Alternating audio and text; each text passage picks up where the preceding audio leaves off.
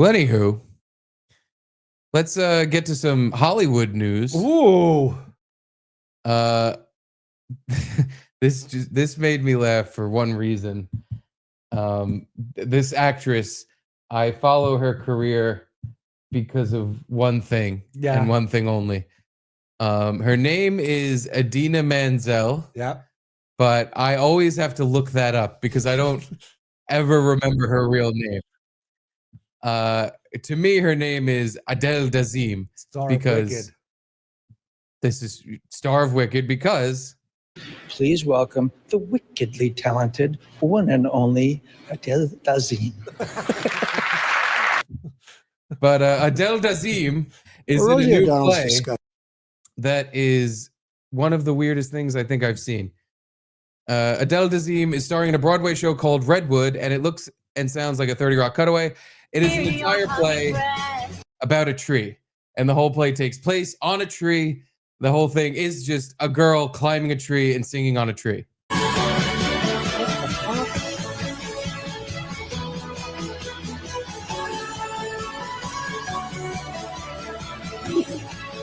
Oh my God. Like a one-woman show that's on a tree? Yeah. It's just angling around the tree like a Christmas ornament.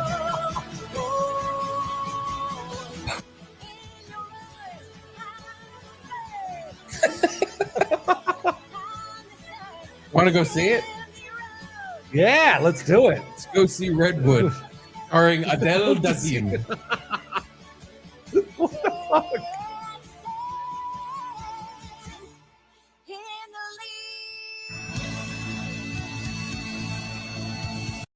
Spoiler alert, at the end, she does fuck the tree. Oh, nice. She gets a smaller branch to fit right in her keister.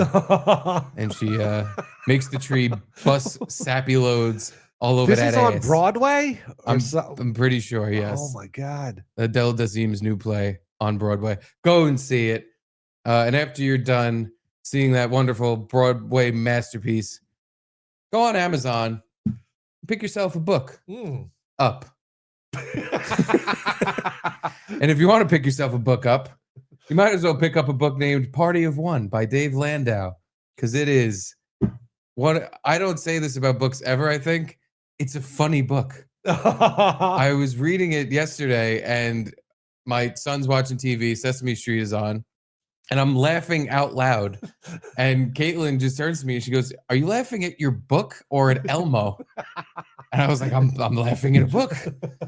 I know that's odd, but that is to like you'll read stuff and go, like, oh, that's funny. Yeah. But it's very rare to read something printed and go, yeah. And it's happened so far in at least every chapter that I'm up to. I'm only halfway through, but yeah, it's just chapter after chapter of amazing stories. It really is. Amazing stories about a fucking piece of shit, degenerate, low-life asshole. Oh my God. And without any further ado, here's a degenerate piece of shit, low-life asshole. It's Dave Landau. Hey! What's up? Can you hear me? Yeah, you perfectly. Sound good. Good. Okay, cool. Yeah, good. Yes, complete piece of shit, degenerate, low-life asshole. My book is about a man that climbs a tree. It's very exciting. It's 20 chapters. Or it's a book about a man that crashes into a tree. Actually, it is. It absolutely is. I wish she was singing on it when I wrapped that Buick around it. The biopic will be starring Adele Dazim, so exciting. I hope that gives out on Broadway, though, in front of the entire audience. The pulley system just drops. It's like that Spider-Man play, Turn Off the Dark. Yeah, anytime he fell. Yeah, he fell to his death in New York, right? In Broadway? I don't think he fell to his death, but... No, I think he fell over the crowd and landed on people in the audience and really hurt someone. It hurt people and himself, yeah. That's why you shouldn't do that on Broadway. It's a Spider-Man play. But anyway, Dave, great to see you. It's Good to see you. been some time since we saw you in Dallas. Yeah. Other than the book, what's new? Just touring, trying to put out this book is my main thing right now. Just if anybody wants it, you can see it. Party of One at Amazon, a fuzzy memoir. I didn't know there was another Party of One about Kim Jong-un, so it's not that one. Yeah. So I don't know. Apparently, I don't think his is about loneliness. Mine's more about that. But just working on the show, Normal World, and touring and being a dad, and that's pretty much it, man. Now, speaking of being a dad, are you afraid that your son will read this book? Yes. He's also at the age where he can read that book. Yeah, that's what I was going to say. Like, he's at the perfect age where if he finds this book, it's like, holy, because I doubt you've told him any of the stories, or at least. Dude, he's 10, so he's still at like only bad guys go to jail. And then there's, a dozen chapters of me going to jail. Over and over and over again. Yeah. And I've always told him, I'm like, I don't drink. It just affects some people in a negative way, which he now will realize is me. So Speaking of being a dad, why didn't yours kill you? I think only because he was dying of brain cancer at the time. So like a lot of that happened after he was diagnosed. I think if he was in full form, he would have killed me. He did knock me out with a punch. That's in the book. When I tried to fight him, I realized that trying to fight a trained killer from the military, even with a halo drilled into his head. Yeah. It turns out I lose. So yeah, I'm surprised he didn't. We got along towards the very end. We always got along, but I don't know. I really don't know. Like when I go back and I look at everything and the stuff that I didn't even put in the book, I'm just surprised I didn't die. Definitely. I'm only halfway through it, but there are already several points where yes, you should be dead. My favorite though is that your dad bought a brand new Buick Regal, and like what was it, the day after he bought this car for himself? Yes. You destroyed it. Yes, it was. It was also the first day you had your license. It was the first day I got my license. My mom let me go get my license, even though I had terrible grades. And so I went and got it, and my dad got that brand new car. And I decided that he didn't even give me permission to drive it. I just snuck the car out while my family was all at dinner and everything. So when I took it, I backed it out. I drove over my neighbor's grass just to get it out. And then I went. There was a car behind you or something, right? Yeah, it turned out my aunt blocked me in. So I wouldn't drive her son anywhere. Like she just had a feeling it wouldn't go well. And it's so funny that it worked out in a way where not only did you drive her son around for a night of debauchery, but she kind of indirectly caused more property damage because you had to drive over your neighbor's tree and flower bed to get the car out, which was thousands in damage. Yes, it was a small pine tree in a very well-kept garden that an old woman had. And this woman already hated me because one time I was walking to my buddy's car, and I thought it would be funny to see a dead blue jay that I saw sitting there and then put it in her mail slot. So she's just like reading in her like family room, and a dead bird just falls through her mail slot, and she sees me running across the lawn giggling. And came over and told my mom, and I'm like, I wouldn't do that. What kind of a sociopath would do that? Like just pretending I would never. But yeah, the night my dad got that car, and he loved that car for the first 24 hours he had it. But when we started doing lawn jobs or like just donuts on people's front lawn, and we ended up in a high-speed chase, and that's when I did crash the car into a tree. Everybody, all my friends and my cousin Andrew, who's blood related, ran, and it was just me and a tree, and I didn't know that the entire trunk was filled with things for the family reunion. Yeah. So it's like liquor bottles and beer and chips. So it was just like a mile of a Super Bowl party to me unconscious in front of a tree. And my dad, honestly, Vietnam vet, was not violent, but I remember I got out of the car and I'm like, I'm all right, Dad. And he punched me in the face. And Great then, yes. And as I was coming to, the police officer, I swear to God, goes, he's waking up. If you want to hit him again, I won't say anything. I mean, honestly, your dad's a saint, because the fact that he just stopped at one punch after you basically totaled his brand new car, drunk, hanging out with your friends, he should have picked you up and power bombed you through the hood. I think he wanted to. He was very funny. He had like a very Dangerfield-esque kind of presence to him. And I remember when he got the bill for the car, and it was a $14,000 bill for, at the time, that was like a $28,000 car, which was very expensive at the time. Oh, my God. And he hands it to me and he goes, I know you don't have a lot of trophies, but you should take this to school and let everybody know about how proud I am of you, of your accomplishments. Wow. And he just hands me the bill.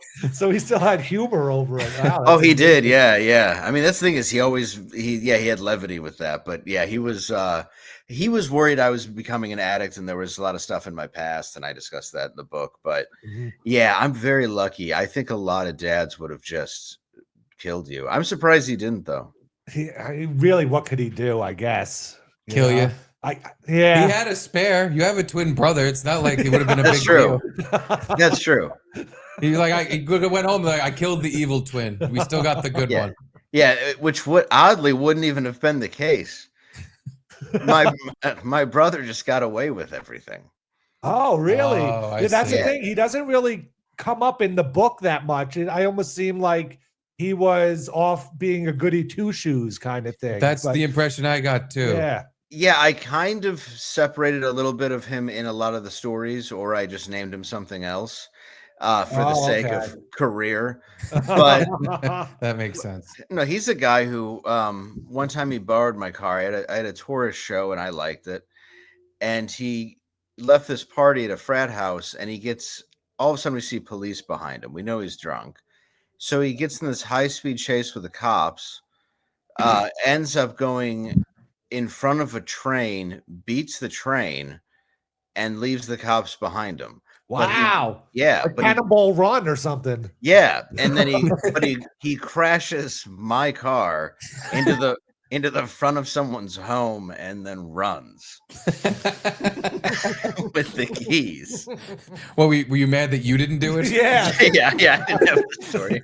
No, because then the police come around looking for me and my brother, and they end up coming to this house, and I'm like, somebody took it, and the keys weren't in the ignition, so they couldn't prove it.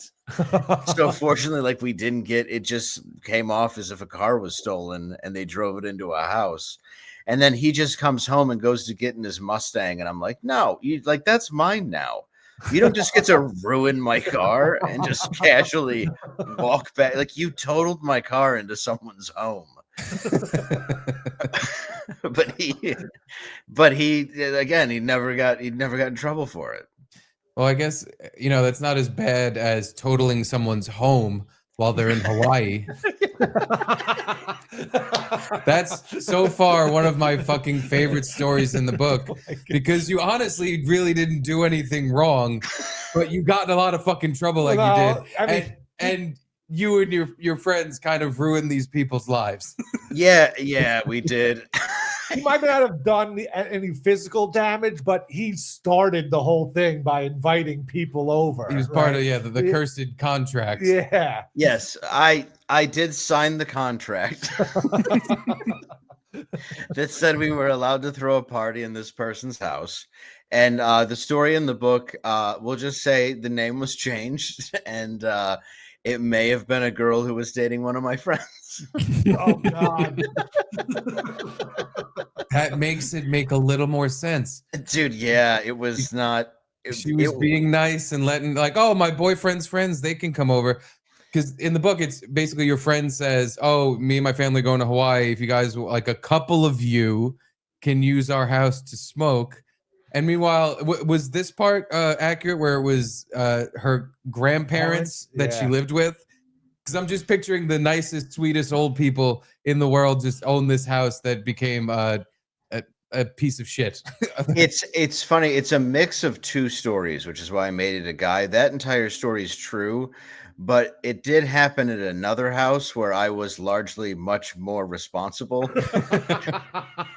Where a very unpopular kid, but he had a car, decided that he would have a house party.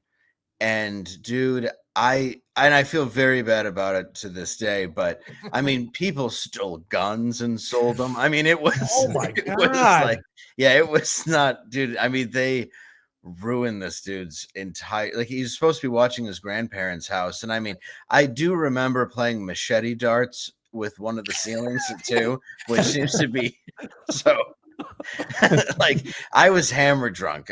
Not that it's any excuse, but the next day when we came in to clean it, the parents were there and they're like, "We're gonna sue you." And I'm like, "It's your kid's fault. We didn't want to be here. I'm just here to clean up." I'm like, and I went at it so hard that they just got mad at their kid and let us go home. And but Perfect.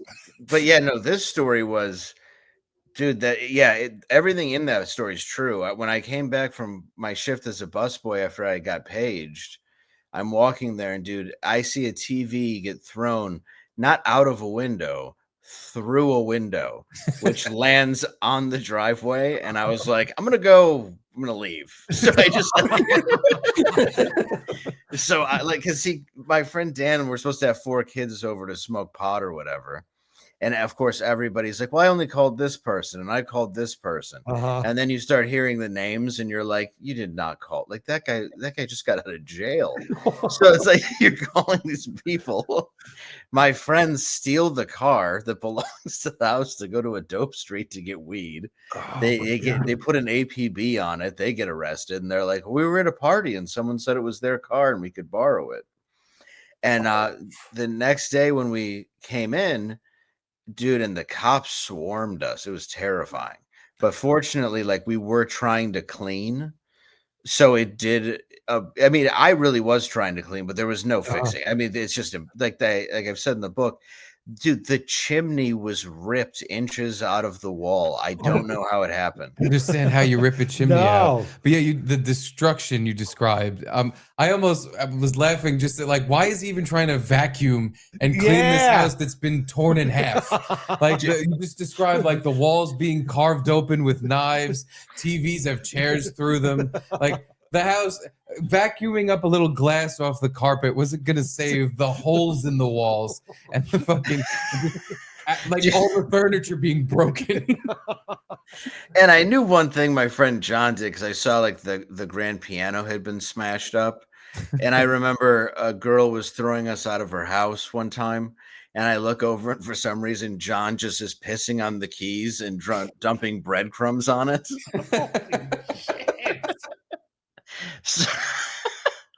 So yeah, then we left. But when I saw the piano all chopped to hell and covered in urine, I'm like, I got a feeling who did that. Guy's got a beef with pianos. Yeah, really hates those baby grands. Like, what do you chalk it up to that you had no remorse about these things? No, I had remorse for sure. Like at the time, I felt really bad. Like I had apologized to, we'll call her the guy in that I changed her name to for lawsuit reasons. But dude, I apologized profusely, because I honestly, at the time, I really did like to kind of just chill. So the idea of having a place to just smoke pot and hang out and have a few beers was so much fun to me. But I also knew my friend Dan was an asshole, and I had a very good idea this was going to go awry. But I also had my name on a document that said that I had taken the keys to use the house, because he drew up a contract saying we could be there. and I So knew that's we were legally binding too. Yeah, and it's not, even though we did get arrested at school. But when we did show the contract, it helped us out a lot.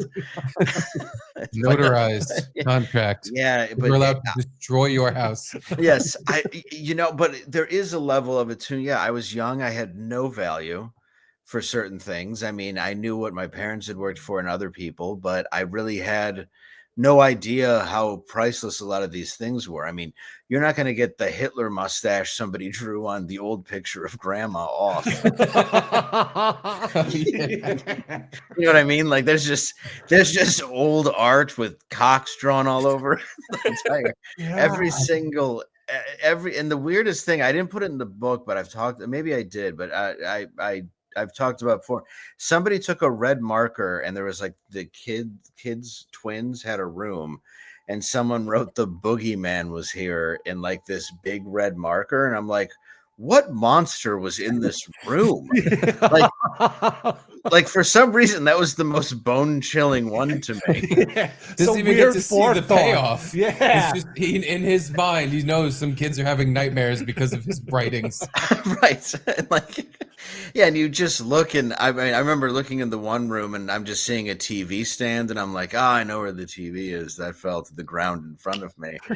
But I've just never seen such animalistic behavior. And it would happen a few times, but you go to somebody's house and it's like nobody's here, you can do whatever you want, and everybody there's like, well, let's destroy everything they've ever worked for, seemed to be the consensus. It was horrible.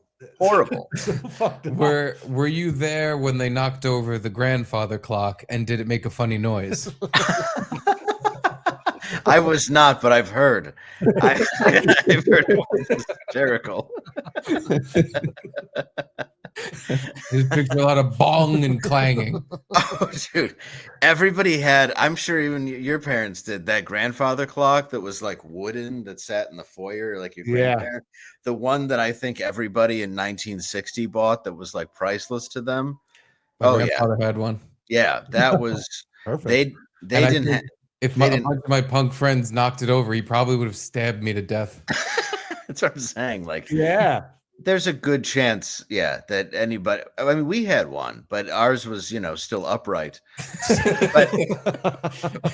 but when we got to that house, man, I did have a lot of remorse, like just in the sense of I knew it was bad, but I didn't say anything because I wanted to be liked. You're a teenager. So I'm like, this will work out. We'll all be responsible about this. I'll just vacuum and it'll we're fine. Dude, I didn't even finish a shift as a busboy before that house went from like, I forgot I had to look it up, but the house was worth 150 grand. And at the, they said that we did $168,000 worth of damages. So we somehow lowered the value of a home. That estimate should have been written up and hung up on the wall next to the ticket your dad gave you for the amount of damage you did to his car. I have it all somewhere too. I threw a couple articles in there, but I do have a few. One of my favorite one ever, I gotta find it. It was a house party where everybody ran out of my house and my brother was there. I wasn't there, but it actually says a heavyset girl was caught in the fence. Like, I gotta find it, dude. We laughed. So I hung it in my room. It was so funny because this one girl who was overweight, like everybody got away from the cops, but then there's just this girl dangling on a broken fence. Help! Yeah, it's just. Oh, and she was like friends with some of the hot girls, so she was there. Yeah, so she got arrested, and then I think my brother just didn't answer the door. I don't remember what happened. We tried to do that a lot, where we're like, just don't answer the door, and sometimes it worked, and other times the cops just came in. So how accurate are the names in the book? Just all made up to protect people, or? Yeah, was there a Lebanese man named Trey that you hung out with?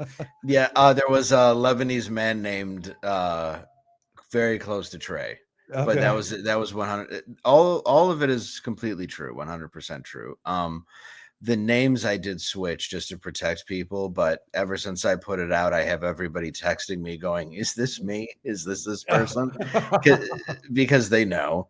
But I did have a Lebanese friend named Ray, and he was the one who died in my basement the first time I tried drinking. Okay. My fucking favorite part of that story is you're in the car with your dad and your other friend Ryan, and your friend Trey is on his way to the hospital, and to get out of trouble in this drunken moment of brilliance you had, you said, "No, Dad, we didn't get drunk. Trey did heroin in the bathroom."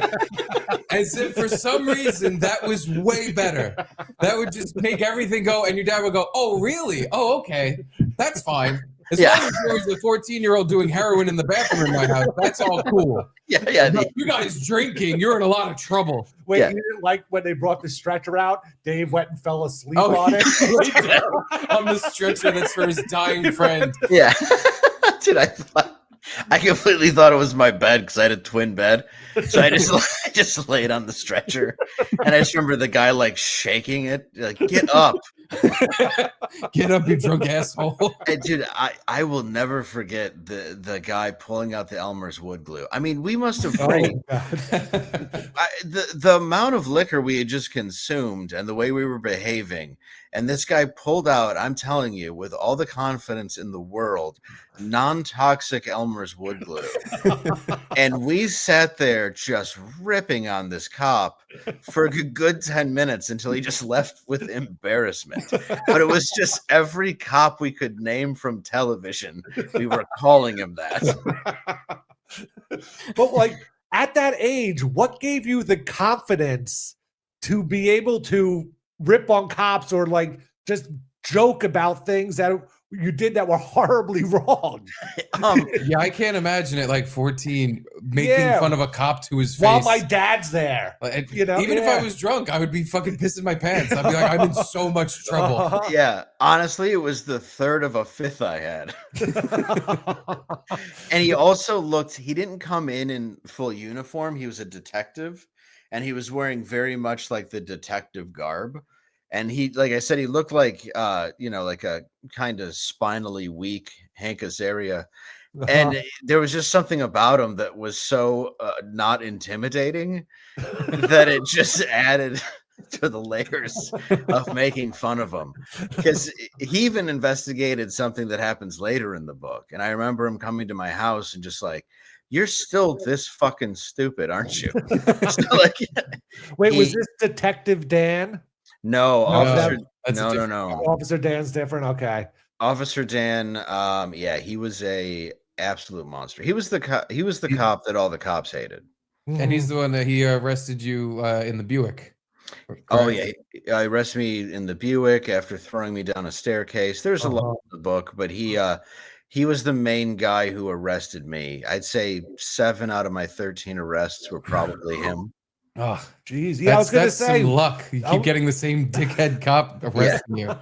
There was like 6 arrests in the book, or at least. And I was like, I didn't know how many times, but 13 is the total. 13 is the total. And I was 27 at my last one where they were really going to throw the book at me. And that's when I got sober because I'm like, oh, the jail is like prison is real now. And when you're young and you're in Detroit and it's Wayne County and you're white, they're probably not going to put you away. They should. Like, looking back on it, it's like, I mean, they did a scared straight thing with me, but they never gave me, other than a few stints in rehab, a couple days in jail. They really did not want to put white kids into a place where you were just going to get your ass whooped.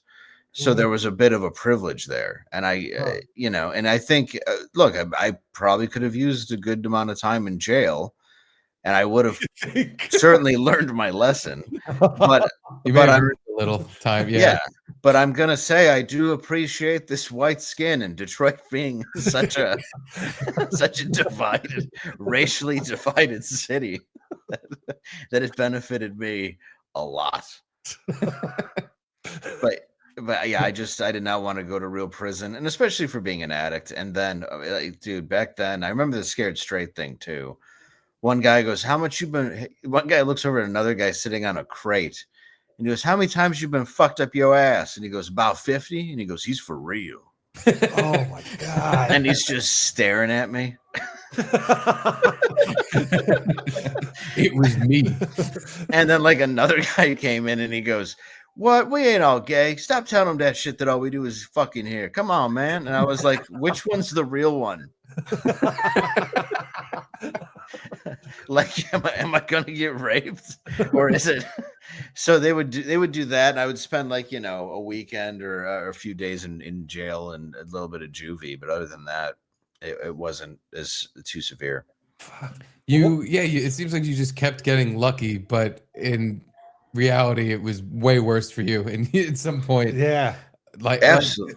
especially when you worked at that pharmacy, that was more just luck of you're Happenstance. Yeah. stealing prescription pills on a daily basis. Yeah, And you get in trouble for stealing PB crisps. that's correct. Which I have to admit, I don't know if you ever had PB crisps for the short amount of time that they were No. around. They were as good as Vicodin. They were a delight. But yeah, Another part I laughed out loud at was you describing them as your precious beloved crisps. dude, they were so good. I was always high, and like it was the perfect stoner treat. So I would just take that and drink a Coke and, go and steal a pack of cigarettes, take the cellophane, fill it with pills. But this was at a time where this was even before the oxy boom. Mhm. So it was way, way before they were prescribing it to literally everybody and anybody who wanted it. So they weren't really counting it. Like the controlled substances, yeah, they were controlled, but they weren't being watched the way they are now. They did it by weight, but they're in these jugs that are like, they're massive. Oh. So it's like, it doesn't matter. You can fill an ice cream cone with them and the weight's not going to change all that much. So I would walk out with 5 and 10 Valiums, Percocets, morphine patches once or twice, which were, I get why Bela Lugosi loved that shit. But it was, we got very lucky. And my friend had been doing it for so long. He's the one that showed me how to do it. So I don't know how long he had been doing it. But then I would just go to school and I would, sell half and keep the other half to snort. Yeah, like how'd you get to snorting it? Like, was that right away you snorted it, or? No, not right away. I took them, but then I realized, from cocaine that everything just hits your blood faster. At least I thought if you snorted them. So then I would just crush them down and start snorting them. Oh my God. And when you mix Valium and alcohol and weed, it just makes you really, really tired. So it's not the best drug to do, but I was a very anxious kid. And like the first one, I'd feel like, oh, this is great. But it's the same as if you snort a Xanax. It wouldn't really, I mean, I've done it, but it doesn't really make any difference what way it goes in. You feel pretty good within a certain amount of time. And if it's all chopped up like that, it's going to dissolve through your system faster anyway. So you end up doing more and more and more. And I do 10, 12 blues a night, Holy Jesus. shit. But then wouldn't you just kind of pass out? Because the first time I ever did a Xanax, I did one of the big blue things. And I thought, based on what people had told me, and like, it's a great drug, that it was kind of going to be, I don't know, similar to Percocet or something, where you get high and you feel good. Yeah. I took it and I passed out for like 6 hours. Same. And then I woke up just really groggy. And I'm like, this is the worst fucking drug I've ever taken in my life. I don't have a problem sleeping. I didn't need that at all. Yeah, it's for like if you have extreme panic attacks and you take the right dosage, you're going to feel a lot better and it's going to calm you. And part of calming you, it's going to make you tired. So it's really reserved for just severe anxiety. Yeah. And the people who use it for fun, I would do the same thing because that's kind of what Valiums were. I talked about that a bit in the book where even in the 60s through the early 80s, it was the most prescribed drug in America, given to like tons of housewives. And it was even Mother's Little Helper by the Rolling Stones is about Xanax because it would calm down moms that had to deal with kids, or it was about Valium, which it's a benzo. It's in the same family. Okay. So they're both benzos. And I remember, dude, I would be drunk, then I'd snort some Xanax, and then I'd just wake up somewhere. And I wouldn't really know where. I'd just be like behind a couch in someone's house. And I'm like, okay, just need to figure out where I am because of this. There were a lot of stories where you just woke up somewhere. Yes. I can't wait to do that again. That was fun. Yeah. That's That's the thing is you just keep going. And so many memories of my life are just not there or ever going to come back. And I've had to piece together through friends That's what we were going to ask you is, how did you remember these stories? Yeah, like the way you describe things, I'm like, I can't remember yesterday with the Yeah. amount of detail you have for shit that happened fucking 20, 30 years ago. I remember the stuff then because of some, I guess you would call it the trauma that was involved with it, and how terrifying it was and how it stuck in my brain. But other parts were told to me by friends exactly what happened, even when I was okay. writing the book. Yeah. Because I do remember, like, you know, where I was hiding in certain places and cops walking in. I remember like yelling 5-0, and like there were things that I specifically remember. And once you get to jail, you always sober up.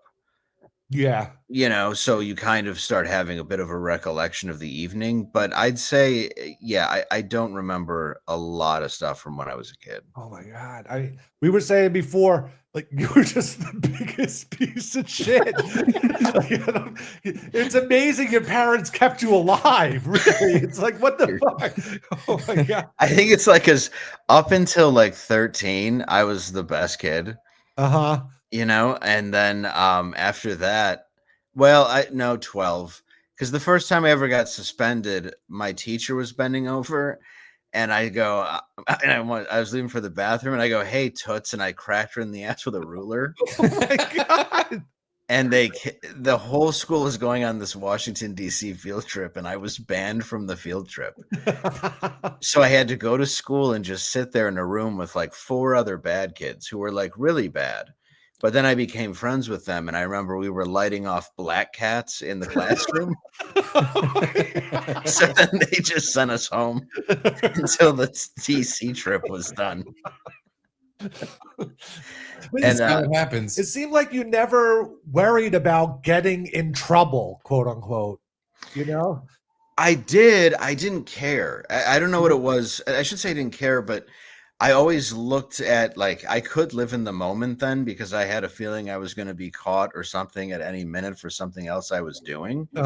So I just didn't think about repercussions. And what's sad is I kept learning lessons, but then I never learned the lesson. Like, there's so many times where it's like, okay, so you've learned by now. This is number 3. And then I'm, you know, snorting coke and doing everything you're not supposed to do, and doing just things that I'm very, very hopeful my son won't get into, thanks to all the cameras around. That's a question I have, because I have a son now too, and if he gets into half the shit I ended up doing in my youth, I don't know. I'm not even sure how I'm going to react to it, other than you have this ideal in your head, like, well, I'm just going to talk to him. I'm going to listen to what he says and try to guide him. But if my dad tried to do that, I'd probably call him a faggot. Like, so how do you think you're going to deal with your son if he follows the path that you've set? Yes, no, that's true. How would I do it? Well, I feel how you do, because you don't want to be his friend, but I'm also in a way his friend, and more supportive, in the sense of I haven't forced him to do anything except, you know, be good in school. But he chose playing drums. He chose playing baseball. He chose playing football. You know, I let him guide his own interests, so he didn't feel like me, where I was like forced to do something even though I wanted to do other things. But he will ask me about it. And I mean, the sobering realization is I will tell him how much it sucked. Like, it'll seem funny and the stories are good and all that, but it was extremely painful. Like, the amount of pain I caused my parents while my dad was sick, the amount of girls who absolutely loved me, who walked away from me because I was a drunk and I just could not get my shit together. You know, people who I really loved, like losing people that were very, very close to me. That's in the book. I lost a lot of friends to the same lifestyle, you know, and it was extraordinarily shitty. I mean, don't get me wrong, there were some good times. I'm not going to pretend every day was awful, and I don't even think I would tell my son that, but it's the darkest road you can possibly go down, is to just become a drug addicted alcoholic who absolutely has no self-esteem. You quit believing in yourself, and you're broken, and it affects you into adulthood. And the story, like I said, the stories are fun, but I was incapable of learning a lesson because I was so fucking mad at the world. Huh. But You know? I don't know, you know, like it's a book, so I don't know your full life, but it seemed like your parents were kind of cool, not cool with what you were doing, but like let you do it and stuff. And it was like, what was it just like your dad's impending death and stuff that made life so cruel? Yeah. My mom, even though she was an RN, was relatively ignorant to what I was doing. RN stands for real nigga. Yes, right.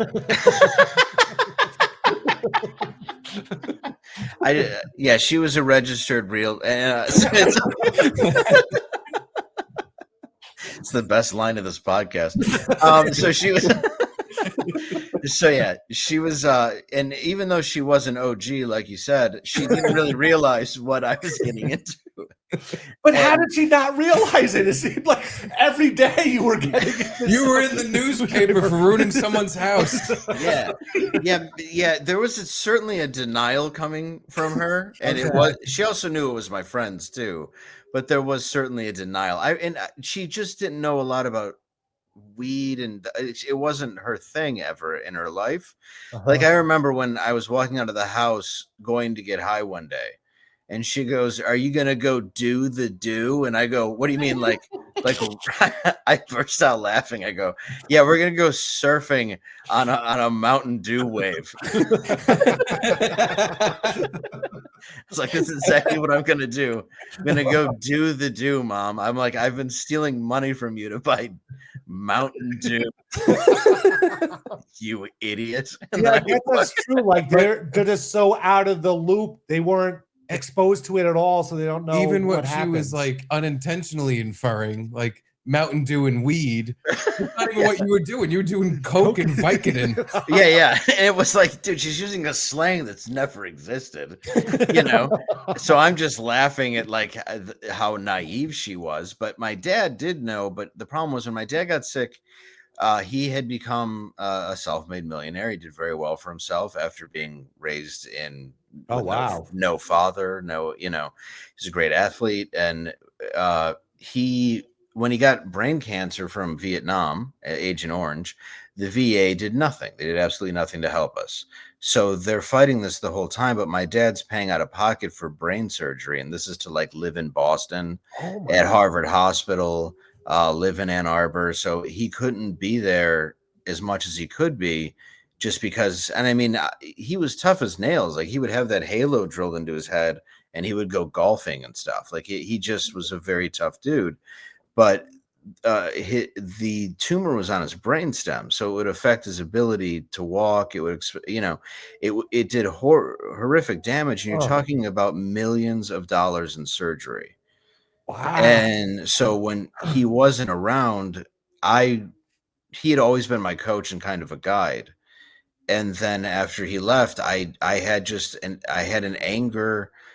I had a sense of abandonment, which was not their fault, which I've had to look at in therapy, but that's how I felt, whether I knew it or not. And then I had an extraordinary anger at authority. I had no respect for any of them. I didn't care. Obvious in the book, yeah. So it's like teachers, anybody. Like a couple teachers I liked, they helped me, but I just had no respect for authority, and it still bothers me a bit to this day. Like I remember being in a backyard when I was a kid, probably like 17, and this guy, my friend's dad, comes up to me and goes, "Hey, I love your dad. He's a great guy, but I just need you to stay the hell away from my son. Like I never want to see you here again." And I was like, "Oh, thanks." And then he would come out to my shows in Detroit and be like, "I always knew you were going to be a comic." And I was like, "Fuck you." Wow. I was a teenager and you said to me in the backyard the worst thing you could say to a teenager who was going through something like that. Like all you did was like reinforce how worthless I was. And I just remember sitting there, I can kind of see his point of view, though. Like, he's not wrong. You're a horrible kid. I don't want you influencing my kid at the most influential part of his life. He was kind of saying like, "Hey, I really like your dad, and my favorite thing he did was punch you in the face and knock you out." Yeah, that's. I mean, yeah, he certainly wasn't wrong. I'll give you that. Mhm. He was spot on to worrying about what we could have done and No, what but we it's were definitely doing. wrong to then see you later in life and be like, "Hey, now that you're doing great, I'm a fan." Like, Yeah, fuck yeah. you. Uh-huh. You should open with an apology at the very least. Yes, you could at least say, "Hey, maybe I should have taken 5 minutes to talk to you the way that your dad coached my son for so many years, who Right. was kind of a crybaby bitch whenever he struck out." But Ah, you know what I mean? So it that bothers me because, like, we had a kid. My brother's good friend, who was 13 when we met him, and his dad was in prison and his mom was on drugs, and my dad kind of helped raise this kid. And I remember one time, we're 13, we're sitting in my dad's van driving around, going to a hockey game, and Levi, I just said his name, lights up a cigarette. And I'm like, you're just gonna let him do that? He's a kid. And he's like, he's had a very different life than yours. Shut up. And I was like, okay. And he's just smoking in the car at 13. But I wow. realized because of the rough neighborhood my dad was raised in, like the way that he grew up in Detroit, his dad left the day he was born. He had nothing. He was left to fight for himself, but he never complained or bitched about it. I learned more about it when he had died, but his goal was to be a good father. And he was. And what sucks is I feel like I felt very short of that at the end when he died, when I was a teenager. And it's like Yeah. that was the crappy part, was because he did do a really good job. And my own rebelliousness and his inability to get there and help me was sort of just it was two terrible worlds colliding at the same time. It seems like it was out of everyone's control. Yeah, Like brain cancer really, as it affected him in that it killed him, but it turned you into you. You were yes, obviously rebelling against the world fucking you in the ass and correct. taking your dad away. Like it Yeah. seems extremely obvious to me that that's the entirety of your acting out, was that life's not fair, so fuck life. And when I talk about it a bit in the book, and when I lost friends and I had to go, I was one of the first people there to see people dead, and it's in the book. But I Uh-huh. I had the realization any one of us could have done that when most people were unforgiving, which I thought was a fairly mature way in hindsight to look at it. But I also wanted it to have been me. Like I had no desire to be alive anymore. Like there Yeah, it was didn't just seem like it. It seemed like you no. were trying to kill yourself. I was Yeah. slowly trying to do it with I didn't anytime I took a ton of drugs, like, and went to bed, and many times I took like half a bottle of Vicodin, chugged back a pint of Captain's, but then I would wake up Oh. and I wouldn't really talk to anybody about it. But I mean, once I started getting to like delusionary tremens is when my dad realized it, because I had to tell my dad, I'm like, look, Dad, like there's a party going on in the other room filled with people that are silent and aren't really here. And I can see them as plain as I can see you. And because he had been a combat medic, he knew exactly what I was going through. I mean, I was on my Uh-huh. way to having wet brain. And he's like, well, it's a delusionary tremens. You're hallucinating because you're withdrawing from alcohol. And dude, I was shaking. I was like, and I'm a kid. But I Mhm. mean, I needed alcohol every day. I needed it. It wasn't just, I wanted it. I needed it to focus and to stop shaking. And that was the first time I went to rehab. What so you the because in the book you go to the loony bin and then it says they send you to rehab, but you actually went to rehab first before that? No. In the book, that was the second time. The first time was just a quick, like, outpatient Oh, okay. trying to get me help. I was there for a couple days. When I went to real rehab was, yeah, in the book, where I told it slightly different on This Is Not Happening, because you don't want to go. You can't really open a comedy show with I tried to fight my father who had brain cancer and was dying. Well, So, you should have actually. That sounds hilarious. Yeah, yeah, especially because that he might have been a won. misstep. That was Yeah. more of a misstep than trying to fight your father who had brain cancer at the time. Yes, it was. Yeah, yeah. Especially when he's a trained soldier, and I'm drunk, being like, "You want some of this?" I probably weighed 110 pounds, and so You talk no, shit. yeah. So You want some of this? yeah, You can't handle this. yeah. What do you mean?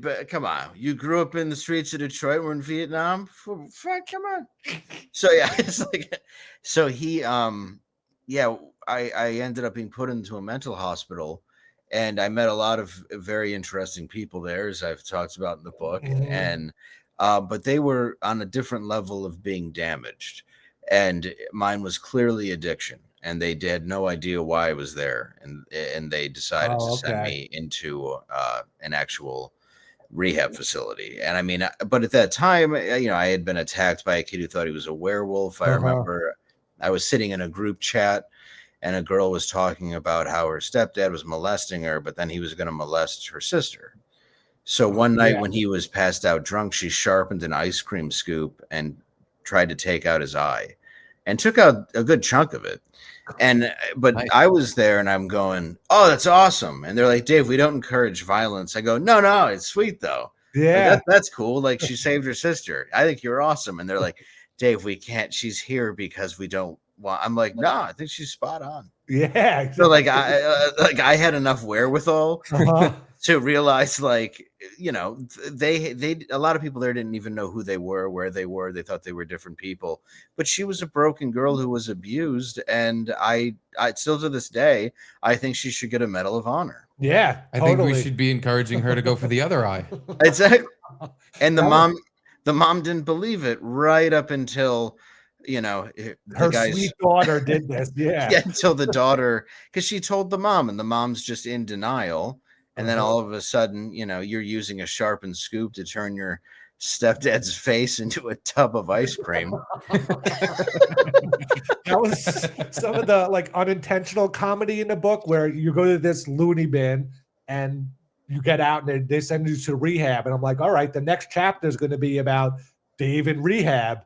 Nope, you're just back to your partying ways and get fucked up and go into a house party or whatever it was. Yeah. Dude, sorry. Sorry, you said unintentional humor. I just want to read just a very quick intentional humor, because I reread this 3 times, and every time it makes me laugh, because you wrote the book in your voice, which is, it's harder than I think people give credit for. It's hard to do, to actually write something that sounds like you're just talking and it got written down. I wanted you to feel it like it was being a story told to you and not something you had to muscle through. I wanted it to be fast and fun. It definitely, it's a quick, not that it's small or short or anything, but it's a quick read. You just fly through it. Yeah. And it's very much, you don't want to put it down, because you're just reading Dave talking about being a piece of shit. It's so funny. But this is one of my favorite fucking lines in the whole thing. It's when you got caught stealing PB crisps at the pharmacy, and the old man who ran the pharmacy sat you down, and he said, you've been stealing, and you said, "I played dumb. Who do you think has been stealing?" "Amos locked eyes with me." "You have." "Well, fuck my tits. He was right, and I was in deep shit." I reread that 5 times, and every time I got to, "Well, fuck my tits, he was right," I just fucking crack up. Dude, I'm not kidding. Saying that. We have a guest on my show tonight who's an author, and he gave me his book, and I gave him mine, and the first thing he opens up and reads, he goes, "Well, fuck my tits." I swear to God. He just started bursting out into laughter. It's a home run.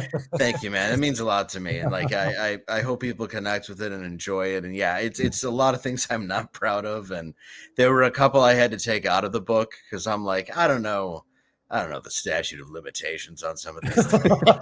I don't know if I could talk about this murder rape I was part of. Yes. Well, there wasn't a rape, but the guy certainly got hurt. Now, what's it like taking a hit of Ritz crackers in a bong? Super embarrassing. And dude, it's the most dry, awful. It's like choking on a cloud that feels like Triscuit. And dude, when I was so drunk when I looked at that, and I thought it was just pure white crystallized amazing cock, and it was just Ritz crackers crumbled up, because everybody knew I was wasted. And I mean, dude, I filled the bong, so it was like a nice milky white smoke. God. And then when I pulled it and it hit, it was just like the driest, worst feeling that you should never have, and I could not stop coughing. And Oh. that was my friend Stu, and then my friend Anthony, who I call him Tony in the book. But I talked to his sister about him and what I could talk about, and they were very happy to see that he was in the book. He was a really good kid, good guy. Yeah, he was like not the hero of the book, but like the nicest person in the book. The way He was. talked about him, yeah. He was a really good dude, and it's a shame, and people can read about it and see how it goes. But he really was an old soul, one of those people that just you always had a feeling he wasn't going to be around forever, and he knew it.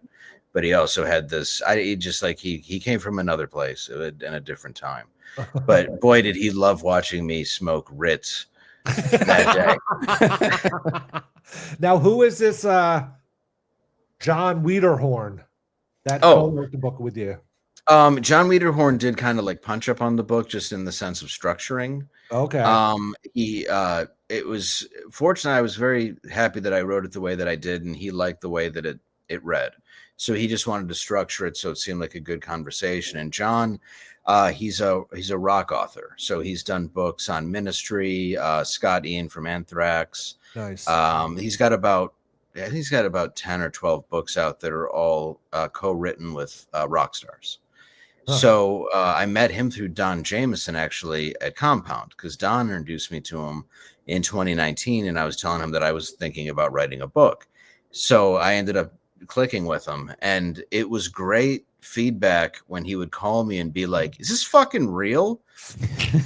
And he's been writing stuff for Ministry and Al Jorgensen, and he's like, "This is a lot." No, it's just story after story where you're like, holy fucking shit, what a piece of shit this guy is. Constantly. I know. I don't try, but I try to put my humility of now into the stories of then, to realize, because I want to be like, I don't want to flat out say it, but it's like, I know this is wrong in hindsight, but I want to tell you this story. For a guy that keys his grandma's car. It's like, wow. I don't know. I was more impressed with how just in the moment savvy you were in some situations, specifically when you were robbing car stereos out of a junkyard, got caught, and then somehow got the cops to like arrest the people that caught you. Yeah. Yeah, the knife. Yeah, because we were so lucky that we didn't have any of the stuff we stole in there. Not that anybody would have wanted it. Like I said, I wasn't good at it. It wasn't like I was casually taking stairs. I'm just ripping apart a dashboard. And I believe you said you cracked a dashboard in half. Yes. I was having a hard time even picture, like, how do you even fuck it up that much? Well, yeah, like even when my buddy, I can't get into this one, it was an Astro van. He just smashes the window with a rock, and then we realized the door was open the whole time. And we were on acid, so like we're just giggling our dicks off right up until we realized that we might go to jail. But it was that was very lucky that we got off, and the only reason why we did is because I'm like, well, he had a knife, And they were like, wait, did you pull a knife on teenagers? The guy's like, no. And I'm like, all right, he's lying to a cop. This might work out in our favor. Just love that you described it as Terry Funk and Jake the Snake came out. Dude, it was the exact kind of people that would own the shadiest car lot imaginable in Detroit in the 90s. Just straight up white trash. Dude. What do you think they would have done if the cops didn't show up? Because from what you describe, it sounds like they were about to stab a bunch of teenagers. Dude, I think they were probably going to stab us, or at least one of us, until they realized that they just stabbed a kid, and then the cops would come.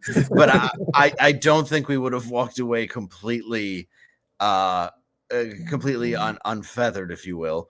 But we had a blackjack in the car, which they didn't find, thankfully. And like I said, we had the Slim Jim, which can't be a great weapon, but I imagine we would have just had to grab anything that we had and fight them and probably lose, seeing as I'm tripping balls. Like, I'm I not was gonna gonna say. fight you.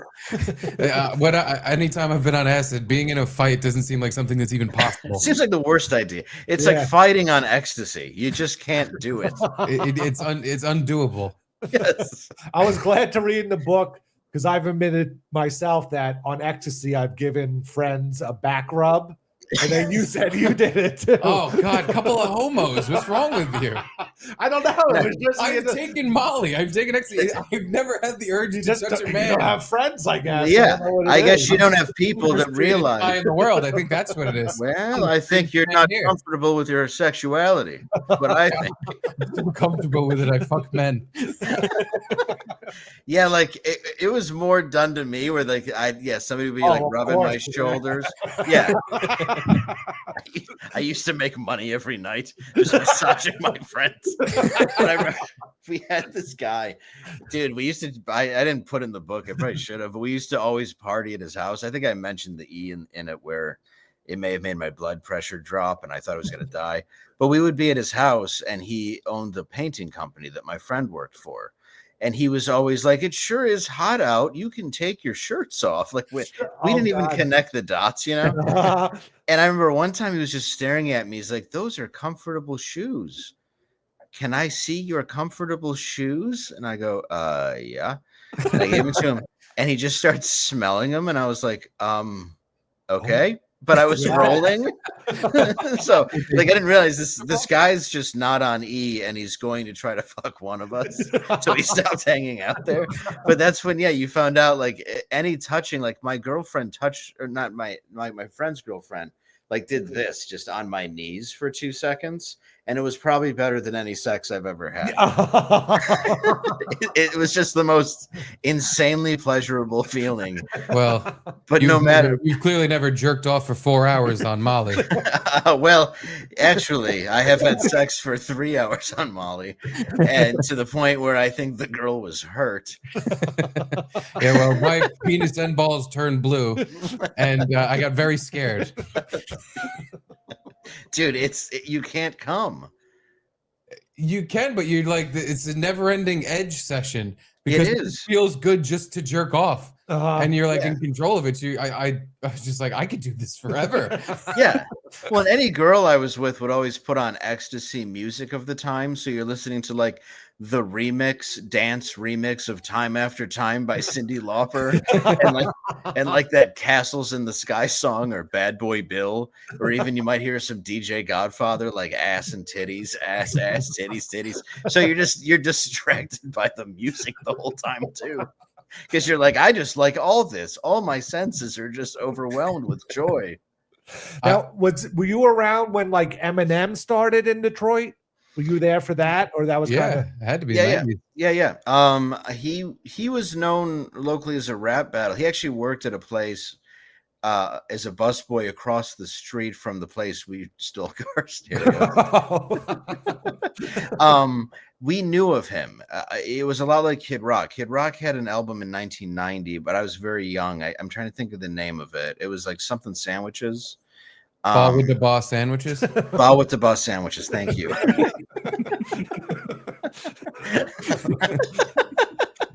It's also his restaurant, which is on it's on 10 Mile where it's safer. But people had heard of him, and him and Royce the 5'9" were great, and they had a group called Bad Meets Evil, and Dre heard that and brought in Eminem, and this was 99 or 98, and when he showed up, he's like, "You're white." But he liked him. But Dr. Dre had no clue he was white because everything was just done through CDs, and and if you listen to the Bad Meets Evil album, he doesn't quite have that Eminem voice yet. He just has that's what I was gonna say. Like, if you hear his voice, he sounds like a geeky white guy. Especially now. I mean, if you even go back to kind of the Marshall Mathers LP or the Slim Shady LP, there's still like there's him now, but there is something about his voice that you could say could be a black dude. Yeah. But yeah, that was big. A lot of that stuff was really big because raves were massive. And like raves, hip hop, rap battles, backyard wrestling was really big back then. Death matches. which were pretty cool to go and watch. I would never want to do them, but my Uh-huh. friends would. And there's just people, using barbed wire and glass and trying to be like ECW, and you're just in some backyard in the hood watching a guy with like a 3-colored mohawk bleed out of a scar on his face that's permanent. Now, if your dad was a self-made millionaire, how come it seemed like you were living in like a rundown neighborhood? Oh no, I didn't want it to seem run down. What it was we grew up in Grosse Pointe Woods, which is a nice neighborhood on the border of Harper Woods. But what it was it was as like middle class as you could be. Okay. So if I went too far on one side, you would be in a very rough area. And if you went to the other side, which is where I went to school, it was very, very wealthy. Auto industry money, all that stuff. So Detroit is a very interesting dividing line. Like even there's been magazines and TV shows that have done the street called Mack Avenue, where one side is some of the most economically rich people in the country, and the other side, especially in the late 90s, was the most violent neighborhood in America. Like that in St. Louis. So like, I mean, when I started doing comedy, I would do an improv show at a bar called the Village Idiot on the Detroit side, because the Grosse Pointe cops wouldn't come over there. The Detroit cops didn't give a shit. And I could do $5 all you could drink Coors, because that's also illegal, but they didn't care. And it was mostly underage people. I mean, I think I was 20. So it was, we'd put on these huge bar shows, but I would experience both sides of it. Like in the same day, I could be in somebody's backyard that had cameras, which was crazy, 2 swimming pools and Ferraris. But I could have also been at my other friend's house whose parents sold weed for a living off of 7 Mile and Gratiot. And it would all just interchange depending on and we were all friends. We never, a lot of the rich kids were insecure about being rich. A lot of the poor kids were insecure about being poor, and everybody kind of got along. But it was interesting because I saw both sides of life, wealth and extremely poor. And still to this day, I can't tell you who was happier a lot of the time, like there It was was the rich ones. Yeah, probably. It was definitely the ones with the Ferrari and pool. They were the happy ones. That guy was happy. I'll give you that one. But the other ones, you're just like, talk about Valium. I'm like, did I sell you something? Because the mom's just fucking passed out after holding a highball and taking Valium all day, while her husband's just dicking down a secretary and she knows it. Now, how does Detroit work? There's 7 Mile, 8 Mile, 10 Mile? 7, 8, 9, 10, 6 as well. It all just goes all the up. numbers. So all the way. All the numbers. So good numbers. So I thought. So 8 Mile is sort of the last part. I grew up off of 8 Mile and Harper. It's sort of the last part of the hood, and then it goes into 9 Mile, which is nicer. 10, 11, 12, all that's very nice. So where Eminem grew up, for example, was like a trailer park in one of I guess his wasn't a trailer park, but in the movie it was. But he had, unfortunately, the house is gone now, but I brought my son by it because my son likes Eminem through the neighborhood. But it was just a horrible, horrible neighborhood off of 8 Mile in Detroit. And that was, I mean, he grew up in extreme poverty, where like Kid Rock has talked about how, his dad owned a car dealership. He was over by like 15 Mile. He was pretty far out. But yeah, Eminem, and really one of the most interesting artists to have grown up in squalor was Jack White. Really? Yeah. Oh, I didn't know that. Big time, yeah. Yeah, there's even a story of him just beating the shit out of one of the Von Bondis. Because, I don't know them. Yeah, they started to crap with him in Detroit, and then they realized that apparently he could fight. And people didn't try it with him anymore, which is crazy because it's Jack White. But he lived in the hood for real. Wow. This motherfucker for real. He's for real. But yeah, I mean, we grew up around all that music. I mean, obviously there was the ICP. I'll admit it, and we have we had Isham, who I liked, and it was we had a pretty cool music scene just being there. Now, I don't know if you're you say you might save this for a second book, but can you tell us about feeding a cheeseburger to a Sasquatch? Oh, I gotcha. There was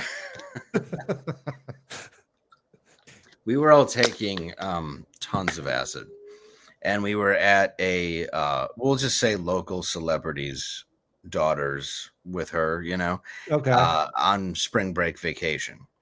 And for some reason, on acid that I was the entire time, I kept warning people of a Sasquatch that would come and would eat all of our food. And I was saying this for days.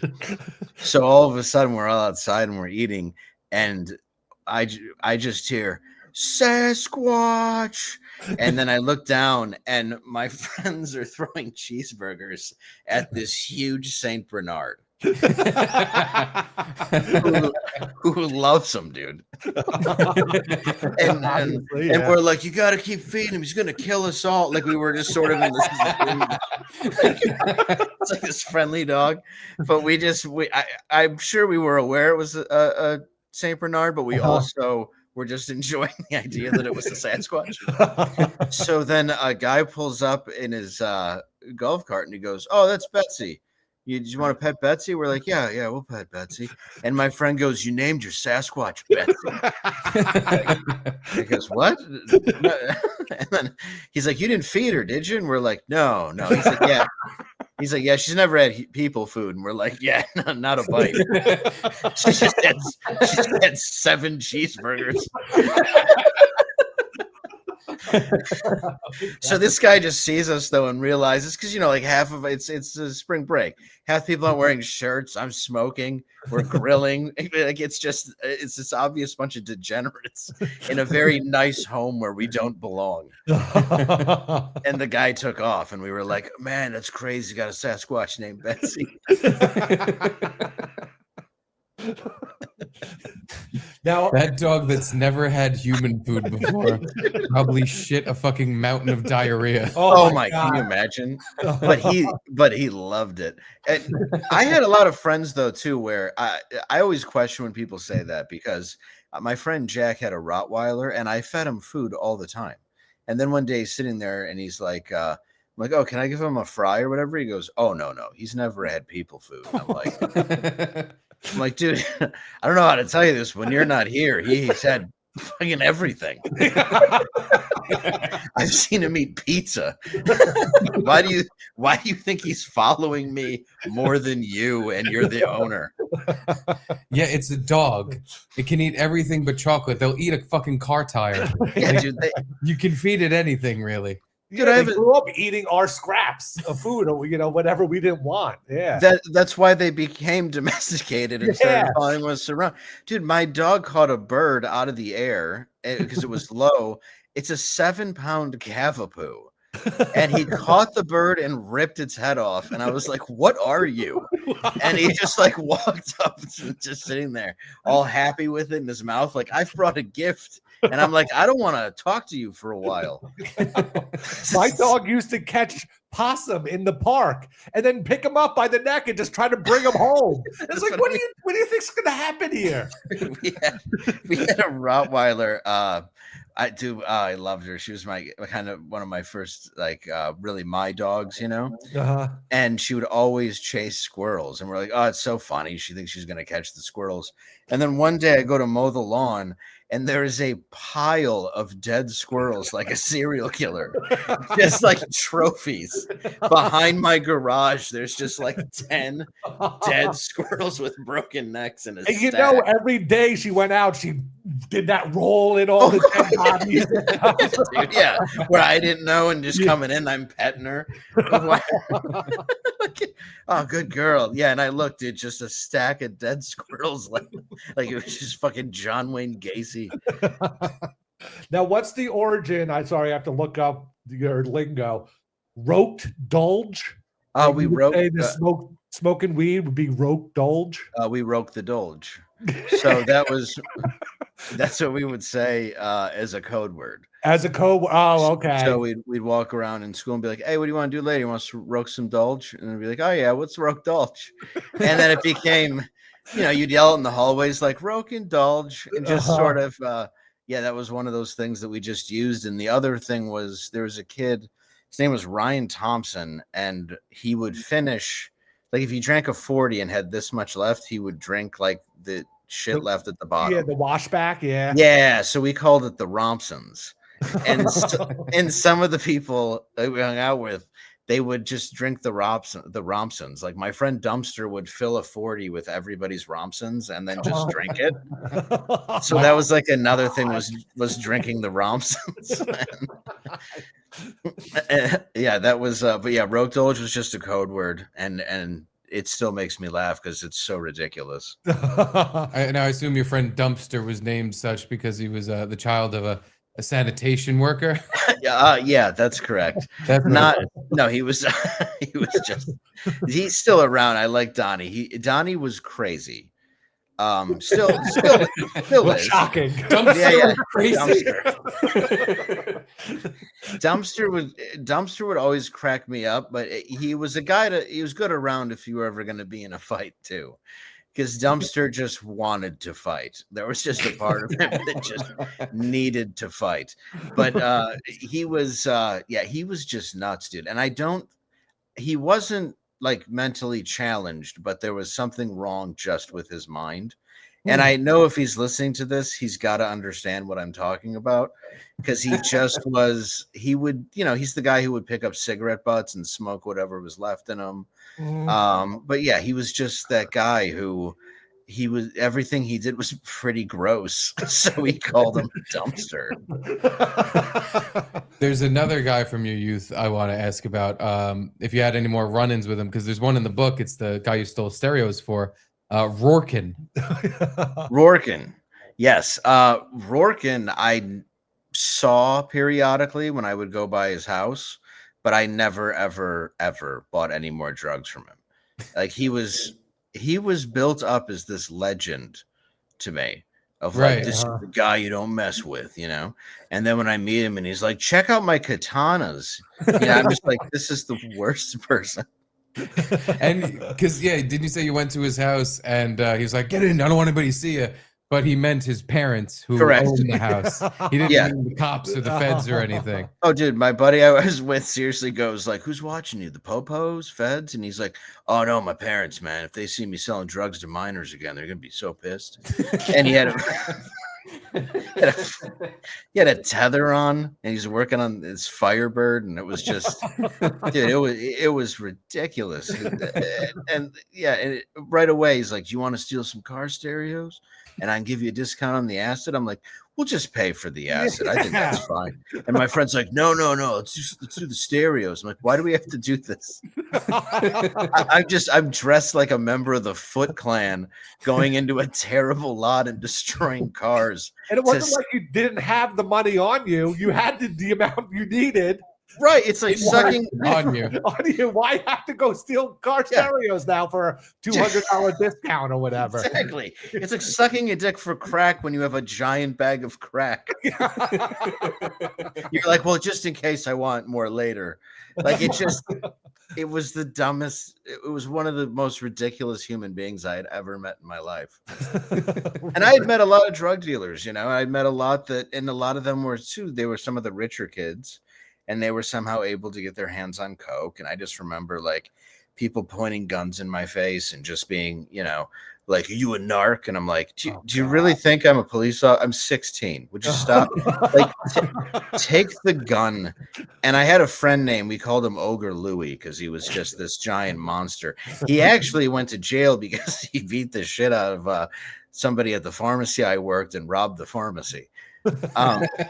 Nice. But yeah, Ogre Louie. Rob a pharmacy. Yeah, piece of shit. I know, right? Garbage. A crate of PB crisps. Yeah, there's no need to have violence. But I remember one day this kid, and he was in a robe like the whole nine and just pointing a gun and threatening me. And he's like, the second you put that gun down, I'm going to fuck you up. And the guy's like, whatever, thought he was tough. Second he set the gun down, Ogre Louie just beat the fucking shit out of this guy. It was so funny. And then he just picked up the gun, put it in his pocket, and we left. He stole his gun? Yeah, he's like, fuck you. You didn't point that at people. That's go to the streets. I guess so. You got to take the gun. But dude, yeah, he was just beating the shit out of him. And I'm just laughing because I'm like, you were calling me a narc, and now there's a dude who's clearly not one just bashing your face in. Did you at least get the drugs? Oh, yeah. For Okay. sure. Yeah. Okay. And still paid, so they could never come back and say, like, we didn't, maybe Ogre robbed him, but I didn't see it. It would have been very magic like if he did.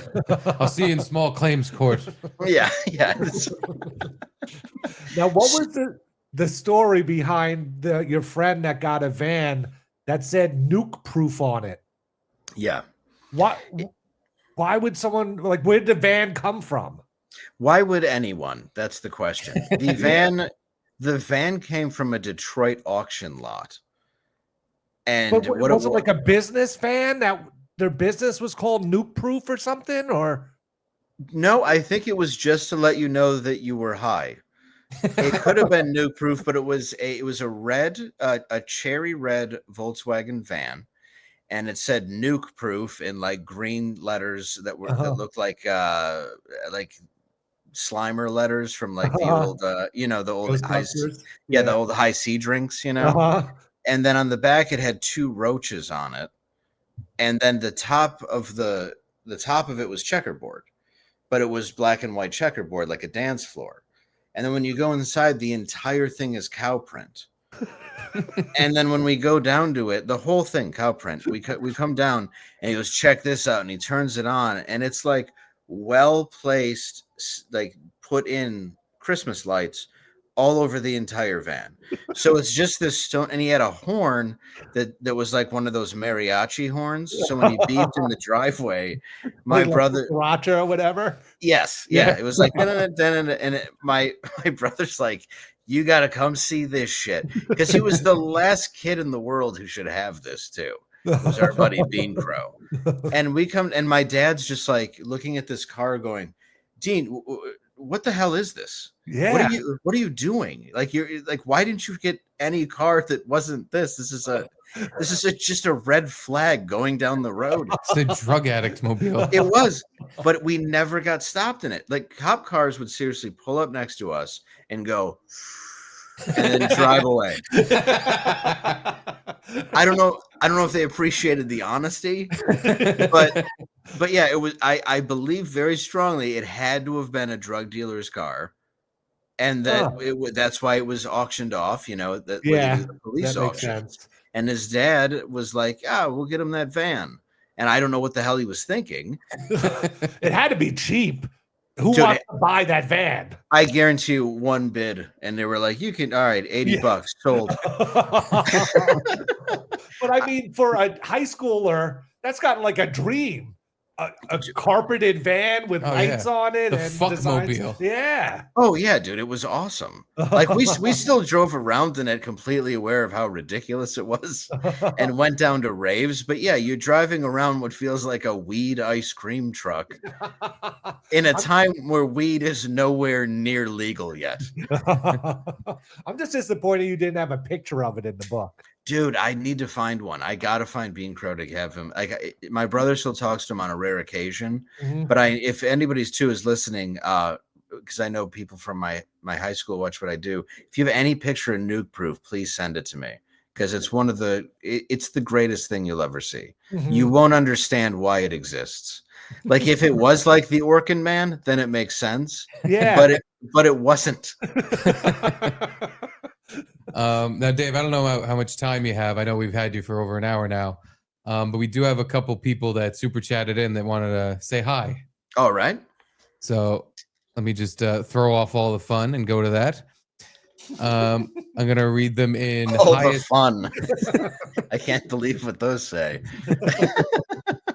I'll read them in highest paid order. Caddy Thorogood. Hey, Caddy. He says, I miss Dave. After he joined Anthony's show, I seen him over 10 times live as a comic. Wow. Thank you, Caddy. I appreciate that a lot. Yeah. Thank you very much. Yeah, I miss Anthony's show. Yeah, I saw you gave him a nice shout out at the back of the book. I did, yeah. That was nice of you. Yeah. In the back of the book. Well, and the acknowledgments. Yes. Yeah. I dedicated. Brad Garrett in the front, Anthony in the back. We have to. Yeah, I wanted to keep the liberal and the Republican as far away from each other as humanly possible. Oh, we didn't assume Brad's a liberal. It's Either weird. way, I don't care. He doesn't like Trump, and people get pissed at him for that. But he also hates Gavin Newsom. Like, I don't think he just likes politicians. Oh, okay. So people say so people are like, he has TDS, and I'm like, well, in fairness though, I have never seen one he likes. So I think it's just an across the board thing for him. All right. The next super chat comes from Asian sumo wrestler with AIDS. I know that guy. And he says, my next cameo order for Dave, besides love and work advice, he's ordered 4+, scared straight as heterosexual Brian Stelter. I would love to do that. Just explain we all have to wear shower Crocs. And just I would love to do that. Thank you, Asian sumo wrestler with AIDS. Next, we have Gina Marie. She said, just ordered. I'm assuming in reference to the book and not pizza or drugs. You never know. Great to see you, Dave. My favorite fellow recovering degenerate. And she gave you, thank you for the roses. Oh, thank you. Thank you, Gina. I really appreciate that. It's always good to see somebody else who is a degenerate, which is why I dedicated the book to the degenerate. Yeah, yes. I had a little checklist of things I crossed off. I was like, I've also drunkenly crashed a car into a tree. I've also stolen snacks from a pharmacy when I worked there. And I've also gotten HPPD from taking too much acid. Yeah. Me and Dave we've had similar paths, but you blow me out by leaving. I remember when you asked me about HPPD and I was like, yeah, is that what that is? Yeah, because I went through a fucking nightmare where I took DMT and acid within 24 hours of each other, and then for the next month and a half, I was basically just living through the worst panic attack I ever had in my life, 24/7. It's horrible, and then you still get you still get those visuals of stuff moving. Like if I look down at like a oriental rug or like a piece of wood with a lot of character to it. It just carpeting or something. Yeah, it just starts moving like a river. Yeah, and that's. I don't remember because you were talking about it on Anthony's show, just saying like, "Oh yeah, I just see stuff forever now." And after the show, or like a day later, I was like, "Dave, do you there's a thing like I had it. It's called this like hallucinogenic persisting disorder." And you were just like, that's what's going on? And I went and I asked my doctor and he's like, well, yeah, I would assume. I mean, how much acid did you take? And I'm like, how much do I tell you to keep my insurance?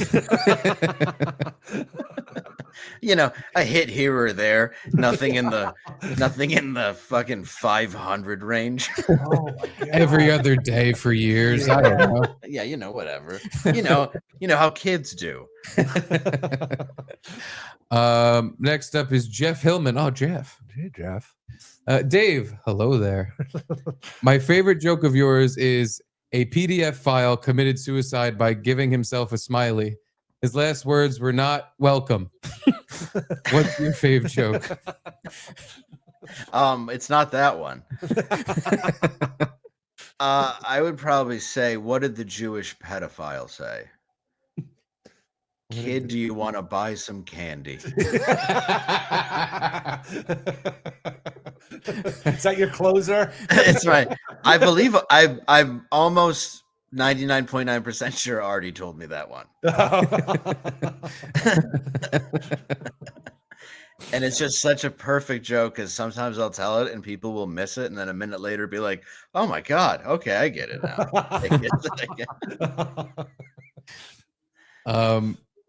Next up is Bob Fana Patrice. Hi, Bob. He says, I saw Dave twice in Richmond, once at Compound in person, and once recently in Austin. Great shows. Loved it. Hey, dude, thank you very much. I really appreciate that. Yeah. Oh, thank you, Bob. Honestly, Very it nice. means a lot that the people still support. Thank you. Yeah, a lot of people still love you. I believe it or not. I We know. are still big fans of the Landau. I appreciate it a lot. Boy, if I could rewind time and not take other positions, I sure would have. Well, I guess that answers this next one from Johnny Clare. Do you wish you never left Compound for Crowder? Every day. But You now mean- you'd be out of a job. Yeah. That's true. Well, and Maybe. I honestly thought that we were moving and I couldn't move there, and I took advantage of an opportunity while I had it. But dude, my goal was to be Anthony Cumia's co-host in life, and it's a ridiculous goal that somehow happened. So your goal before it happened? my goal was always SNL and stuff, but when I was driving around the country listening to radio, dude, O&A just it became the thing that I wanted to do, And well, the A part. I mean, I don't know OB, but Anthony always was hilarious to me. Yeah. So to have that happen, that was a dream come true. And in hindsight, I don't know. I think I left just out of fear and just being like, I don't know where I'm going to end up. This is a good job. And then, it wasn't. No, but that was the thing. At that time, you left probably when Anthony wanted to close down Compound. He did, we all yeah. had that inkling where it was like, oh, I don't think this is going to last that much longer. He was but openly saying, I'm moving to South Carolina. Yeah. That's why I left, and I didn't, I guess I don't regret that in a sense, but it was really a cool thing. Like, it's where I met you guys. I loved it. It wasn't even work. No, we hung out for money. It was the best thing in the world. Yeah. Like, dude, all I would have to do is I just take the train in. I get there at 3:59, and I've beat Anthony by 30 seconds. and then I would send him articles every now and then. He'd use them, but he always liked to kind of put the show together himself, and I respected that. So I was like, all right, dude, I just get to meet people who I like and sit next to a guy who I think is beyond a legend. Yeah. Yeah, well, you left right in time because he was installing a "you shut up now" button on his desk. I know. I got it a lot when I called in that one time. I still think about that occasionally. That Crowder had a button installed in the desk that was just like, all right, Dave, now I'm talking button. Yeah, it was the rant button is what it was called, and they would No, it's hit the it. cunt button. It's the I'm a fucking cunt button. Yeah, it's an odd thing because I always knew whose show it was. Like, you guys saw me as a co-host. I knew when to shut up. So it's like I was never trying to be like, look over here, me. I was just trying to throw out one-liners that made people laugh and wouldn't get a black nationalist gang to turn against me. That was pretty much my goals at Crowder, where I'm like, oh, I don't know if I should do this thing you're doing right now. I'm going to not be here today. We're going to reenact George Floyd. Good idea.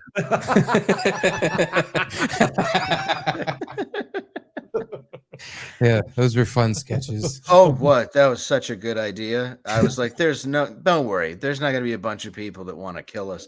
That's why the whole time I'm going like, stop doing this. It's all you can hear is my voice. You've made your point. Oh my God. But anywho, Yeah. Jaquan G. Garrett, try your Bill Jiden joke again. Oh, fuck, I didn't have that clip ready. God damn, I'm an asshole. Dave, do you remember that? We brought up, was he on In Hot Water or something? And we brought it up to him, I thought. Oh, no. We brought it up on In Hot Water.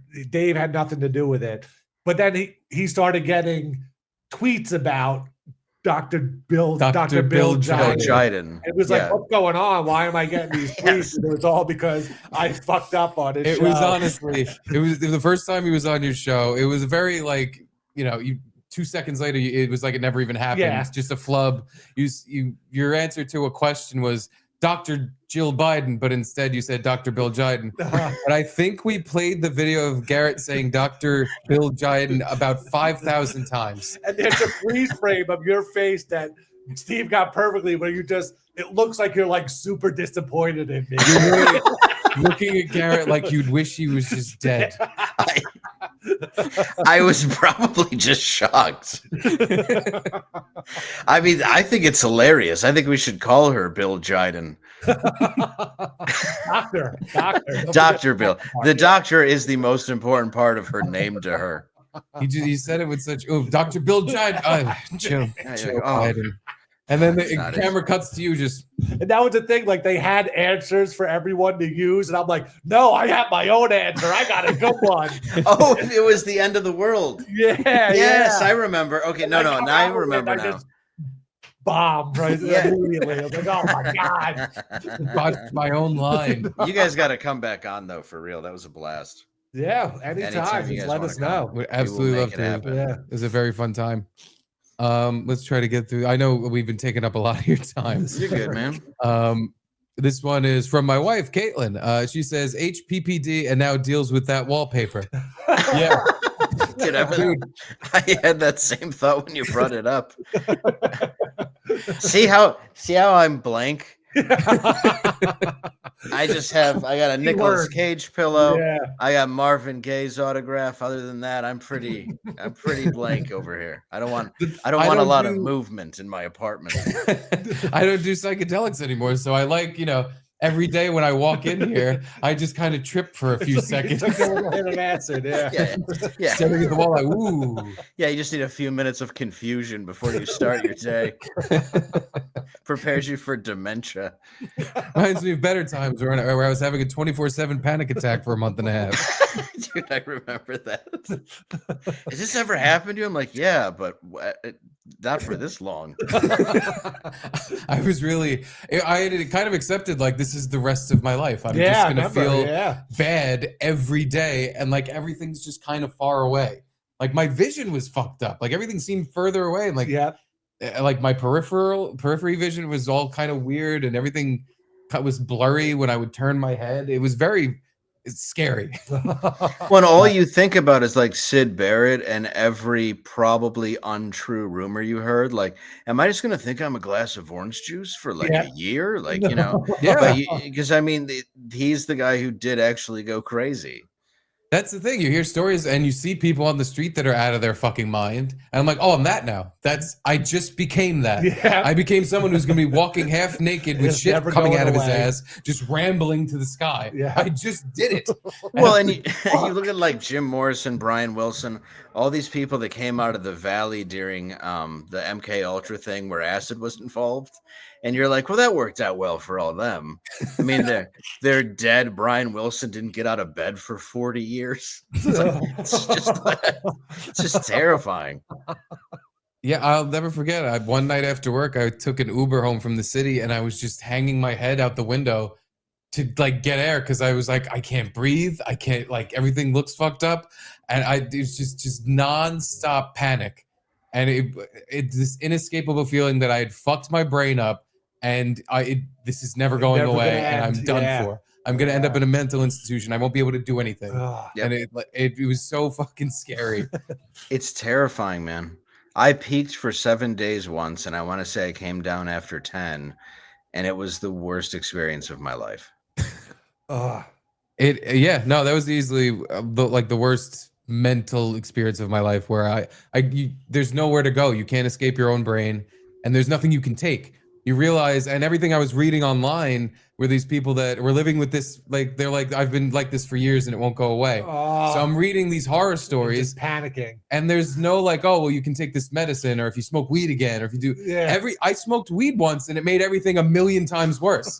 Oh yeah. Like the panic feeling, I felt like I was having a fucking heart attack. Yeah, nothing helps panic like panic. Yeah. It's really just to put more panic, especially the weed now, which is just like super panic on top of that. It's terrifying. I couldn't do it. And then people will say, like, I talked about that on my show a little while ago, and they're like saying like, well, you could have done orange juice. I'm like, what the fuck are you? No, you can't. I know. Like you could, like, they'll name all these things like I'm wrong. And I'm like, okay, which one of us has done more acid? So which one of us do you think tried to get out of their trip that was going bad more? It was me. Orange juice. Dude, I couldn't even drink like caffeine because it would make me feel way worse. Yeah, dude. The only thing that worked was just being dry completely, eating like grilled chicken. Like even my diet, I stripped to bare bones. Like it was the only thing that I eventually started feeling normal again was after I just did nothing for months. Yeah. The only fix. And it's a terrifying thing. Nobody ever talks about it when they're talking about how fun acid and shrooms are. It's that like, oh no, you can just fuck your brain up and be in a constant state of panic for a few months. Well, what bothers me about shrooms now, it's like the same as ketamine. When I have therapists who are like, "Have you tried microdosing?" And I'm like, No, I've just taken a whole bag, which is kind of why I'm in therapy right now. But it's amazing that when I was young, I was dealing with depression, and it turns out I was medicating myself with all the proper things that are coming out now. It's like, oh, you use ketamine to treat depression? Oh, you use mushrooms. That's interesting. So you're saying the thing that I used to make my reality different because I was in pain treats depression? That's another, well, fuck my tits moment. I think I might have known that. Yeah, it's like, boy, if I had only figured that out. It's like I cracked that science when I was 14. Yeah, I don't feel good. I should probably alter my state. I'm a genius. Yeah, right. I'm a doctor. Who knew I needed to go to med school to find out such an interesting? Will drinking a bit make me feel more socially unnerved? Try this Jack Daniels. It'll make you feel confident and full of chutzpah. Did you ever try ayahuasca? Oh God, I did. Yeah, but I didn't. Did you try it to try to get over addictions like that way, or you just tried it for fun? I just tried it because I heard about it for that reason, but it never really had much of an effect on me. Oh, okay. I've heard it's beneficial to people though. Yeah, me beneficial, too. But I've also heard that people go off the fucking deep end. It's another psychedelic thing where it's like, yeah, you could also lose your fucking mind and end up like some people change for the better and they turn their life around because they're depressed and they move. But some people change they're in a mental institution now because they lost it and they can't think straight anymore. Like no, so many of those things are such a problem because it was like when they made the fake weed and they were like, you can't have real weed, but you can have this. And then a kid kills his grandma. Or it's like you can't have cocaine, but here's bath salts, and a dude's literally eating another man's face on the Pacific Coast Highway. Yeah, remember that whole scourge or whatever? The bath salts? That kind of went away, thank God. Yeah, I think once they saw the eating the face thing, can you imagine just rolling it down thinking you're being a good Samaritan, giving someone $1, and then they just eat your face? Like you've got to think it's like 28 days later. There's no other thought you could be having. But can you imagine being so awesomely high that you eat someone's face? And now for him, I think it was good. But living this awesome like video game life. He's Pac-Man. Just walking down the highway, chewing a nose. Blood just waka, waka, waka, waka. I'm eating the ghost. Yeah. I'm saving you guys. You might not know it, but I am. I had a big thing and now he's all blue and white. Yeah, drugs are awesome. They are. I mean, the funny thing is, I'm reading the part of your book where you're stealing Valium and Percocet and shit, and I was kind of jealous. Like, wow, I wish I had that hookup. That must have been awesome, dude. It was great. I mean, thank God it wasn't in the early 2000s where I would have gone to prison when they actually started. Well, they didn't start caring. They just realized they accidentally addicted an entire country to synthetic heroin. But at the time it was good. Yeah, the best. Asian sumo wrestler with AIDS is back to say happy birthday. Is that at me? Yes, it's happy not my birthday. Maybe one of my social things has the wrong birthday on it. But thank you. We're just big about birthdays on this show, so I guess I just wanted to make sure we didn't miss yours. Thank you, I appreciate that. The JW, hi JW, Dave, bring these guys when you come to Greenville. I would love it if they came to Greenville. What's the Greenville? Greenville, South Carolina. I'm going to be doing the Comedy Zone. And I Oh. believe a former employer of ours is going to come into the show as well. Oh yeah, As, Anthony is. as well as one Dr. Steve, or as you'd say, Dr. Jeeve. Dr. Fluid. Dr. Fluid. I love him. He's a good man. He really is. He's Yeah. so helpful to everyone. He's just like, here's my email. If you have any problems, just not even just people on the air or whatever. He's just like any fan, anyone you need help. Here's my email. Reach Dude, out. he helped me a lot of stuff. Even when my kid had an issue for a second health wise and we couldn't figure it out, he figured it out in like 10 minutes. Then I went to the doctor and I was like, it's this, and then it was.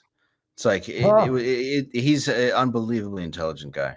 It really is. I think Bobby emailed him or texted him when I had an infection in my balls, and he gave some helpful advice. Oh, okay. It was very nice of him. Yeah.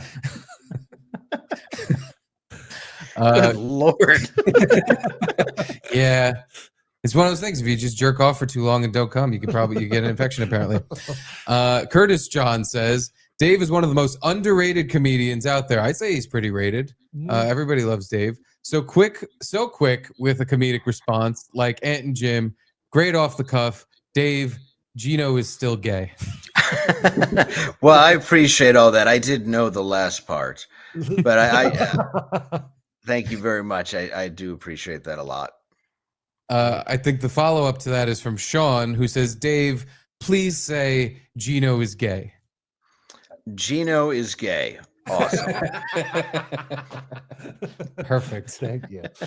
And we'll cap it all off with this from Gecko Dundee. Great episode, dudes. Thank you, Thank you, Gecko. Gecko. Yeah. Nice. So go out and buy Dave's book, Please. Party of One. It's a easy read. I don't want to say it's a quick read because it's not a small book, but it's just like you just fly through it. It's so easy to get through and like just fun. And You're not reading a like arduous fucking story. It No. is someone telling you, like you hear it in Dave's voice. It's him just telling you, yeah, here's some fucked up stuff I did. Here are the details of the fucked up things my friends did. And it's just a fun list, like fun read. It's easier too for you to put yourself in it and use your mind to vision when you were young. There's nothing more I hate when I grab a book, especially because I like memoirs, and then you have like seriously 4 pages describing a morning, and you're like, "What are you doing?" Yeah. I bought this because you do heroin. Just get to that part. Like The Dirt by Motley Crue, another great book. Just That's a great it's book. all about their fuck ups or whatever. Yeah. Yeah, it goes right into it. Even Tommyland is good. It's written from the point of view of his dick. But it's like they're fun to read. Like a lot of them are just they hit you like they're supposed to. Mhm. Slash is I like Slash a lot, but part of it's like, so I was at Cantor's and I was getting the Reuben, and you're like, dude, what? Who cares? Yeah. You have a pacemaker from too much coke. Well, he does. Yeah, he's had a pacemaker forever. Oh wow! From I just didn't know blowing a hole in his heart from cocaine. that. And yeah, there's nothing in this book that's like over detail, like, oh, I don't need to care about this. If anything, I want to know more. Yeah. Like I reread the description of what you fuckers did to that house twice because I just couldn't get over the amount of destruction in one place was insane. Yeah, worst trip to Hawaii I think they had ever. I can't imagine. I hope for their sake, even though I'm sure they got a phone call from the cops saying there's people in your house, but I hope they at least got to enjoy a chunk of being in Hawaii before they returned home to hell, where they had to pay more than their house was worth in damages to fix the house. Dude, when I went in there after insurance covered it and we had finally got along again, I'm like, wow, this is nice. You got a nice looking, and she's just like, shut the fuck up. Like I'm trying to be complimentary and it wasn't like a part of the house was done. It was like, you have a new home. Yeah, you're welcome. Yeah. Don't you think it's nice? Yes, all the family heirlooms are gone or vandalized, but nobody thanked me for vacuuming. Yeah, the carpet looks nice. I notice your chimney's pushed back in the wall, so that was fixable. It's literally not even something I thought possible. I thought like it was part of the house. Like Yeah. in the chimney's built into the foundation of the My house. dad sold the house I grew up in, and they knocked it down. The people who bought it, the only thing they left was the chimney. Yeah. It's there. It's permanently there. Yeah. but Dude, to this day, I will never forget it because I was just staring at it, going like, "How? Like what? Like how many people agreed to this?" Bruce Banner was here. Yeah, I'll never understand.